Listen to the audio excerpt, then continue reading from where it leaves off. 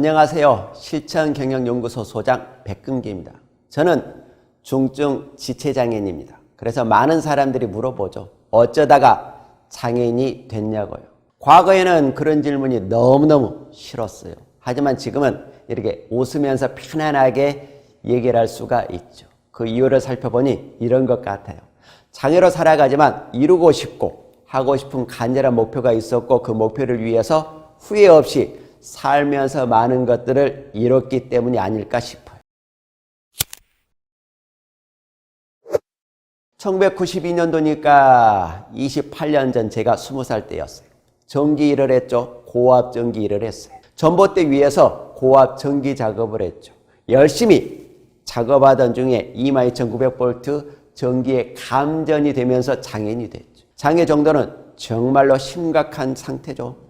왼손이 직접 전기에 맞았죠. 그리고 왼쪽 다리로 전기에 나는 빠져나가면서 살았어요. 그로 인하여 왼팔은 팔꿈치 위를 절단을 했죠. 왼쪽 다리는 무릎 아래를 절단을 했죠. 오른손은 보시는 것처럼 검지손가락을 잃었고 오른발은 엄지발가락을 잃었어요. 그리고 전신 45% 사도 화상을 입었죠. 하루하루의 삶은 미래가 없는 삶이었죠. 살기는 했지만 뭘 하면서 살아야 할지 방향성이 없었으니까요. 오늘은 어떻게 하루를 보낼까를 먼저 고민해야 했으니까요. 그런 나날을 보내던 중 어느 지인에게 반강제로 끌려가서 한 분의 강의를 듣게 됐고 강의가 끝나고 함께 저녁 식사를 했죠. 마침 강사님과 마주보고 앉았어요. 메뉴를 주문을 하고 눈이 동그랗게 큰 저를 보고 누구냐고 물어보길래 중증 장애인이고 하루하루가 너무 힘듭니다 라고 얘기를 했죠. 그래서 이 자리에도 그렇게 끌려왔습니다 라고 얘기를 했더니 대뜸 앞으로 우리나라는 선진국으로 갈 텐데 자네 같은 장애인도 얼마든지 성공, 출세, 부자로 살 수 있는 세상이 온다고 했죠.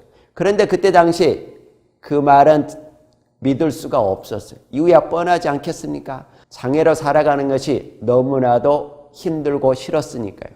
그런데 왜 그런 세상이 온다고 했는지 식사를 하면서 30여 분 동안 말씀을 다 낱낱이 하셨죠. 그 얘기를 다 듣고 내가 모르는 또 다른 세상이 있다는 거 그때 처음 깨달았어요. 밥 먹다 말고 벌떡 일어나서 바지자락 붙잡고 매달렸죠. 도와주세요. 살려주세요. 라고요.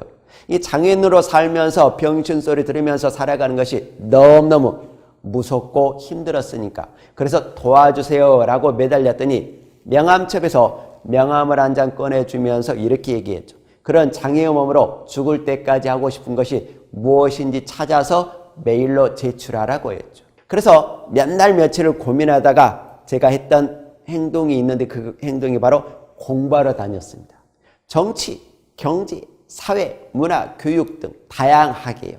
제가 어떤 과목에 관심을 가질지는 몰랐으니까 다양하게 공부를 하러 다녔죠. 지방에서 서울까지 세미나나 교육 등을 들으러 다녔죠. 그 세월이 무려 1년 반 정도나 됩니다.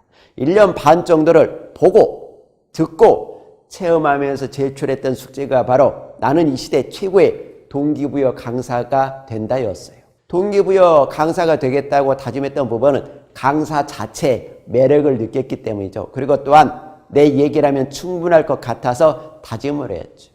그래서 목표를 설정했고 이제 해야 할 행동은 그 목표에 맞게 생활 습관을 완전히 바꾸는 것이었습니다. 강사라는 간절한 꿈에 다가갈 수 있게 바꾸는 게 맞는 거겠죠. 그리고 강사가 되기 위해 먼저 이루어야 하는 아주 작은 목표들을 설정했습니다.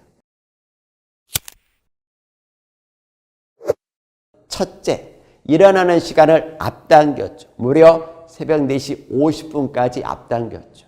둘째, 하루에 30분 이상은 꼭 운동을 하죠. 왜? 건강이 최고의 재산이니까. 셋째, 일주일에 한 번은 책을 꼭 봅니다. 단 소리내서 읽습니다. 넷째, 공부를 위해서 박사과정까지 다 마쳤죠. 다섯째, 가계부를 쓰면서 흐르는 돈을 딱 막았죠. 나중에 그 돈으로 집을 살 정도로 막았죠. 여섯째, 매일 아침 7시 30분이면 어머니께 영상통화로 안부 인사를 올립니다. 일곱째, 하루에 3통화에 자필 편지를 쓰면서 나 백금기 동기부여 강사를 알리게 됐죠.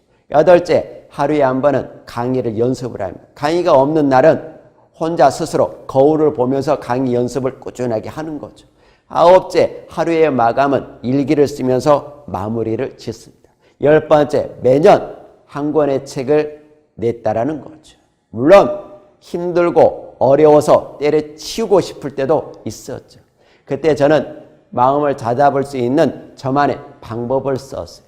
먼저 간절한 목표를 액자로 예쁘게 해서 벽에다가 걸어둡니다. 이 시대 최고의 동기부여 강사가 된다라고 걸어뒀죠. 그리고 아침 저녁으로 매일같이 보는 겁니다. 그러면서 항상 머릿속에 상기시키면 좋은 일들이 나도 모르게 생겨났으니까요. 그게 바로 첫 번째가 할 수 있다는 긍정적인 마인드로 완전히 바뀌게 되죠. 두 번째가 자기 개발에 지속적으로 일어납니다. 어디에 가서 공부를 하든 책을 보든 내 것으로 만들기 위한 자기 개발이 일어난다는 얘기죠. 세 번째가 자기 주도적인 삶으로 바뀌게 된다. 주변 얘기에 흔들리지 않고 내 갈 길을 전진해서 나아가게 되는 거죠. 네 번째가 다른 사람들의 얘기를 더 경청하게 된다는 거죠. 마음의 문을 열고. 그렇게 해서 이뤘던 것들이 정말로 많죠. 첫 번째가 바로 보금자리를 마련을 했죠. 두 번째가 평생 직업을 갖게 됐죠. 세 번째가 저서도 9권이나 쓸 수 있었던 거고, 네 번째가 박사 수료까지 끝냈던 거죠. 그리고 저만의 서재도 만들고 결혼식도 할 수 있었으니까요. 강의 활동도 이렇게 활발하게 하고 있죠.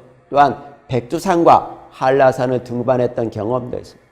하나씩 이루다 보니 그 성취감이 좋아서 나도 모르게 더 열심히 전진하게 될 수 있는 거죠. 하나씩 이뤄갈 때의 감동은 그 어떤 것으로도 나는 바꿀 수가 없다라고 봅니다. 만약에 간절함이 없어서 중간에 포기를 했다면 한라산 백록담은 제 머릿속에 남아있지 않겠지. 제가 봐서는 그게 더 슬플 것 같다는 생각이 듭니다. 그만큼 간절한 목표는 우리네 인생을 원하는 대로 바꿔줄 수가 있다라고 봅니다. 제가 100% 경험하고 실천하면서 이런 목표이기 때문에 더 자신 있게 말할 수가 있는 거죠. 요즘 많은 사람들이 인생 사진, 인생 여행, 인생 맛집 등등의 인생 얘기를 정말로 많이 하는데, 인생 목표도 하나 추가해서 장기적인 인생 목표가 된다면 힘들고 지치고 어려운 일들도 슬기롭게 잘 이겨낼 수 있을 거라고 저는 확신을 합니다. 그래서 저는 장애마저도 축복으로 여기면서 살아가고 있다고 자신 있게 말씀을 드리는 거고, 좋은 일들이 많이 생길 거라고 기원하면서 마치겠습니다.